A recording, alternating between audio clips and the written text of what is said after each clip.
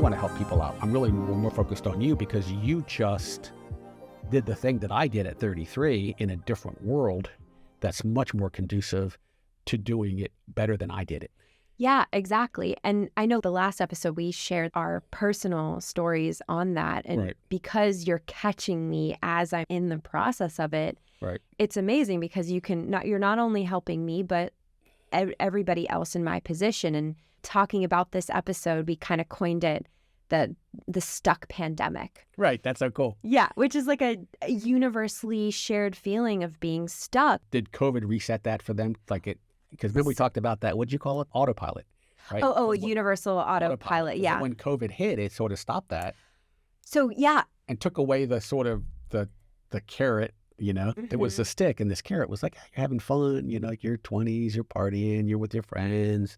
It's like college. It's like friends. It's to show friends. Yeah, I lived through it too. Like being in it, being in autopilot, you don't realize how things aren't serving you and I think that might be how it works. But yeah, we all were just participating in that system and on autopilot. You go to your job, the job sucks. Can't wait till happy hour, 5:00. When is it 5:00? Okay, happy hour, whatever. Let's go to the beach because we're in LA. Or it was always... I'm planning my trip to Cancun. Yeah. Or the Airbnb on the week. It was always just... It was living for the off hours of work. It was like, that's why you work, so you can have fun. But I don't think it has to be that binary. And yeah, so I think I felt it before the pandemic. It felt like everyone wasn't that happy with their jobs, or everyone was just looking for something else, something more. They were still finding it. Pandemic happened, and I think we all had a lot of time to sit back and think and really have to face the reality of what was going on. And it took a time, it took a process, and it wasn't immediate for everyone. And of course, we saw on TikTok, people doing their hobbies and stuff. That's great. It's cool. But part of why we're doing this podcast is to show people it's not just go broke and do your art project. It's if that's what your passion is, we want to show you how you can make it financially work and not feel like you're giving everything away, which we said, we've set that all up. Well, but we can show you how if you make $40, $60, $80, $100,000, whatever it is, you're probably making $20, $40, $60 an hour. And after taxes and after you pay your rent, you're not making anything. Yeah. It's insane. You went to college and you paid $100,000 so you could make $30, $40 an hour. Oh, yeah. That's insane. And to have somebody tell you what to do and to be miserable about it. And to be miserable in the majority of your life, 40 hours a week. And then to try to get to the next level of getting the next VP job and, and the ladder, the corporate ladder. It's so stupid. And it's again, there are a small percentage of people that will really benefit from that and love that, and they just love being in that situation. Sure. So we're not knocking anyone that. No. Hey, if you love that, when I was a public accountant, there's a place for that. After 3 years, I'm like, oh God, I don't want to be a partner. That's insane. They're killing themselves, and they're all stressed out all the time. But it's about being honest with yourself and that self-awareness. So I think, the pandemic made us have a radical self-awareness about where we're at. Right. So now that we're kind of crawling ourselves out of it, I feel like this stuck pandemic, it's now shifted to this. It's now everyone has faced it and they realize it. And everybody is talking about it, how they're not happy. So the cool part about this is we're going to show you how to retreat a little bit from the money standpoint, manifest your passion, and then launch whatever you really want to do. And I guarantee you're going to make more money long term. You're going to be more abundant, either economically, emotionally, whatever. But I know you can make more money long term. Maybe short term you take a little hit, but long term you're going to make more money if you're actually following your passion and figuring out your passion as it intersects with what you're really good at. Yeah. What you love usually coincides with what you're good at. Or sometimes you can take what you're good at and make a little money on the side and then follow your passion. But the passion eventually, if you stay with it and don't quit, and that's a tough road, can lead you to a lot more money than your linear job. Yeah. Again, right? So I'm just saying, if you reverse the order, you're following your abundance, and then you're giving up some freedom for that abundance, and you're giving up some passion for that abundance. If you flip it around and go freedom first with passion, you get to your passion by having freedom. You need enough time to do it, then the abundance will follow. right? Yeah. But like you had something really interesting where you were talking about, and I have lots of examples of people that have followed their passion in weird ways and made ridiculous amounts of money. So Yeah. I have evidence of that thing I just said. I have a lot of evidence around that. But the cool thing about what you were talking about before, you keep saying all the time, oh my God, we're at this place called Second Home, which is a really cool co-working space in Hollywood. And everyone you talk to, like the guy just quit who was like the bartender here, and he's said, screw it, I'm going to follow my music. And like everyone you talk to has the same issue.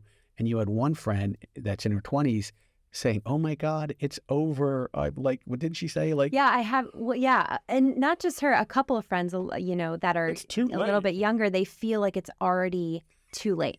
Like they've already. I'm 63 and it's like, I'm still doing it. Like, screw that. Yeah. I thought that in my 40s. That's why I had like almost, again, the second nervous breakdown because I thought it was over. Oh, and yeah. I thought like I was 47 and I screwed up and I didn't follow my passion, and then bang it boom or whatever. It's like now I'm like back in just a whole weird series of events, which again, everybody who's ever made a lot of money, all these guys, it's always a weird series of events, but it takes that first step of having your eye on that prize what your moonshot dream is. What is that? Yeah. And it takes a little bit of time to do it. Figure it out. And I think, one thing I wanted to talk about is like, what are some of the signs and symptoms of being stuck if it's not so obvious for you? Like maybe it wasn't so clear as day as it was for you and for me. And like going into that, like for me, one of the biggest massive signs for me was burnout. And I know there's a lot of talk about that right now. I mean, it got to the point that like I was going to this job that was paying, decent money, but I would, get my coffee in the morning and I was so jealous of the baristas. I was so jealous. That's awesome. Yeah. Yeah. Because they were doing, I was jealous of anyone who was doing anything other than what I was doing. That's awesome. Like I'd see someone walking a dog and I'd be like, man, that would be so much better than today.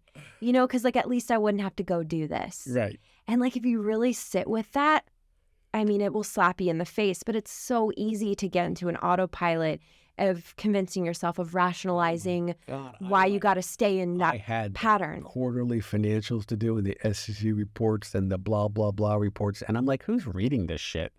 And the company's not creating any more value. And all we're doing is checking boxes. And we should all be working on creating more value for shareholders and for the company versus checking boxes and running numbers and going, oh, we're running out of cash. We need some more cash. But like, okay, that's important, but that's not the game. Yeah. Right. And I was like, this is ridiculous.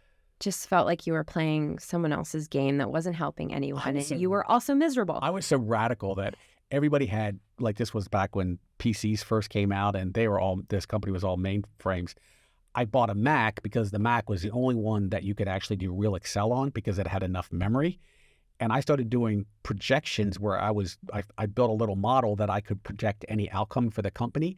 And so they were like, holy shit. Like, and I go, yeah, like just give me a couple scenarios and I'd punch it in and I would show them the outcome right then.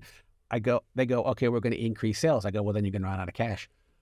Well, no, we're increasing sales. We're going to have more. That's going to be, no, because you're working capital, blah, blah, blah.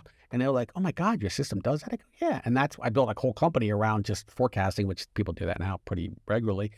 And at the board meeting or any strategic meeting, they made me pack up the Mac, the Apple computer, and bring a printer. And they would sit there and talk about stuff. And they say, hey, Mark, we're going to increase 5 head count and 6 the sale, and blah, blah, blah. And I go, boop, boop, boop, boop, boom.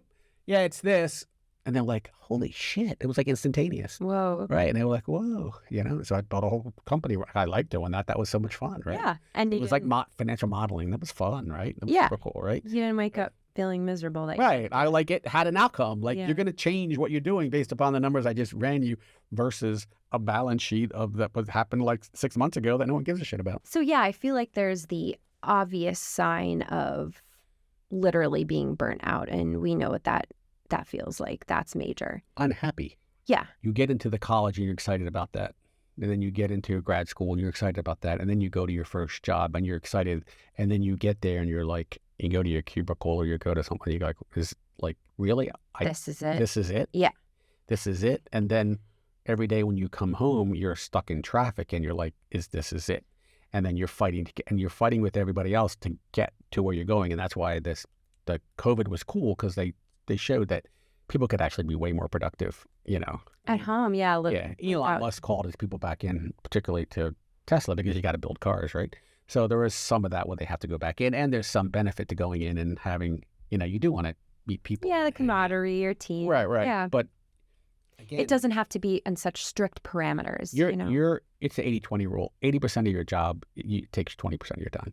And that's when you get nuts and you're like, you get burned out because you don't feel like you're like swimming upstream. Yeah. Right. But then I think there's the less obvious signs that I kind of talked about in the last episode when I was telling about my story. It was very sneaky in how it manifested, but it's things like, how I said that I had my passions and things that I was like, oh, I'll do it. This is how I make my money. And then I'll use my money to do the things that I like. But it didn't work out that way because I wasn't passionate about the work I was doing. It left me so drained. Right. So I feel like that's one of the things. So if you're someone out there that isn't sure whether or not you need to make a move, because I mean, that might be the case. There might be people listening that they're like, is that me? But like, I'm okay. I'm fine. Like, I'm happy with my job.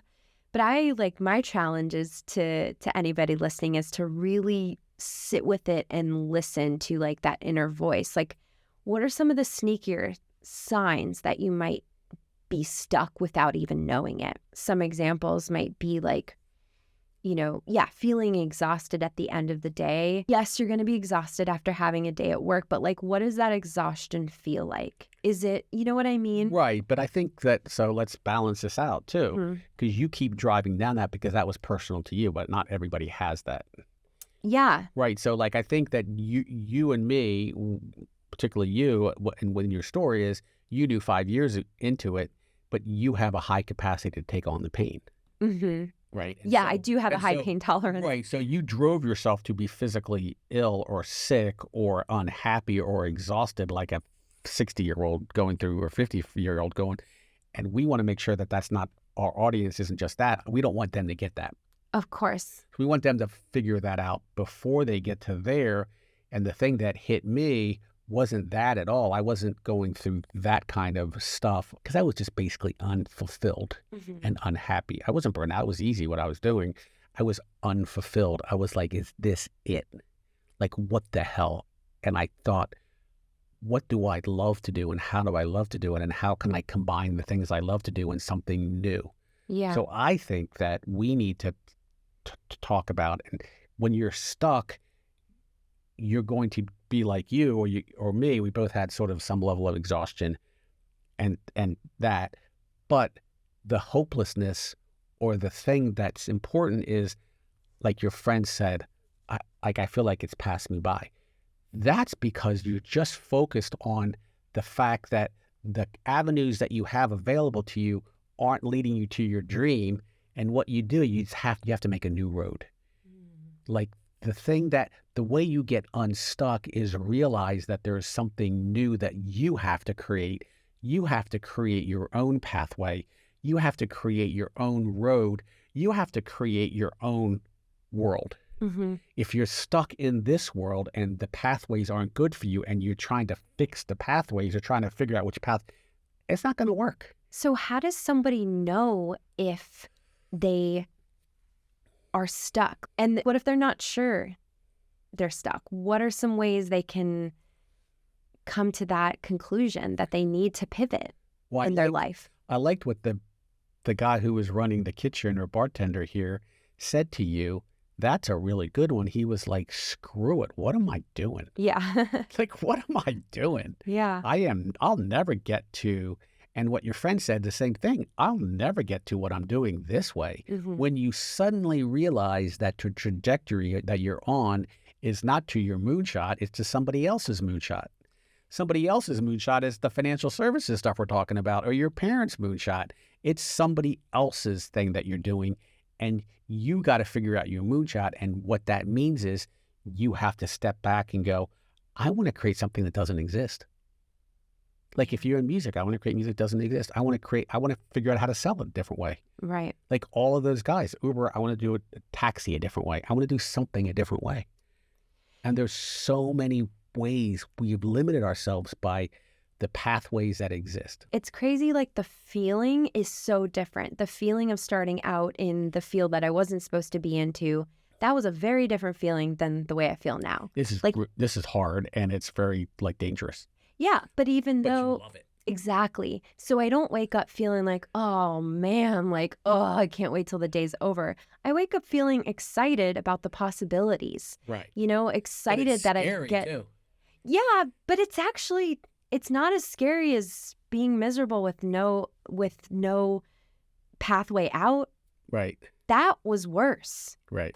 I don't like that, and that's the God honest truth is That was scary, right? that was even more scary. That was more scary than the scaredness that you have right now of not knowing where you're going. 100%. Because you knew where you were going and you hated it, and now you don't know where you're going and you love it. Yeah. And that's what you wanted to say. Yeah. And that's when you know you're stuck. Right. When you know exactly where you're going and you hate it and you'd rather go somewhere else without knowing where it is. And that's the passion that you have. And that's when exactly you answered the question. That's when you're stuck. Yeah. Because you know where you're going and you can't stand it. I knew where I was going and I couldn't stand it.